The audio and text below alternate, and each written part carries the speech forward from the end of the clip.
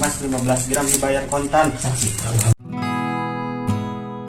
Sosok Siva Rahayu, pengantin baru 3 hari di Garut yang jadi janda usai ditinggal pergi suaminya kecelakaan.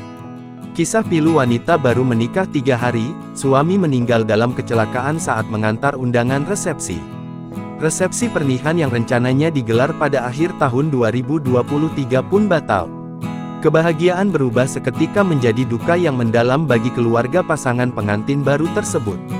Baru 3 hari yang lalu keduanya melangsungkan akad nikah. Kini Siva Rahayu harus menangis di depan makam suami tercinta.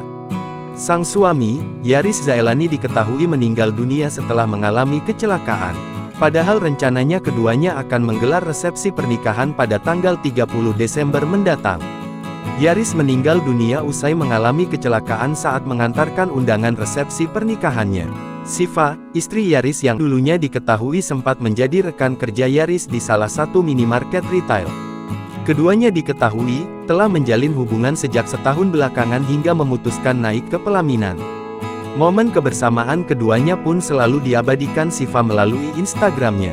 Sayangnya, belum acara resepsi pernikahan itu digelar, Siva harus menelan pil pahit mengantarkan suami yang baru dinikahinya itu ke tempat peristirahatan terakhir.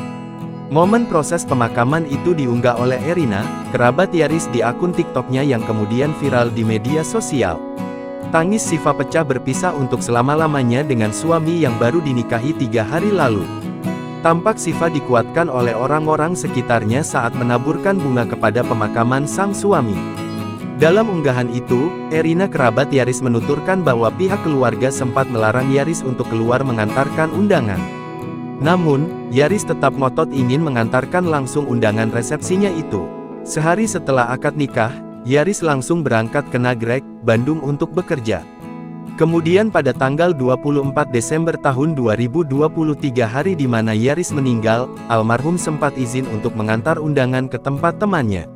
Meski berat melepas Yaris, pihak keluarga mencoba ikhlas dan lega lantaran keinginan sang pengantin menikah pada bulan Desember ini terwujud.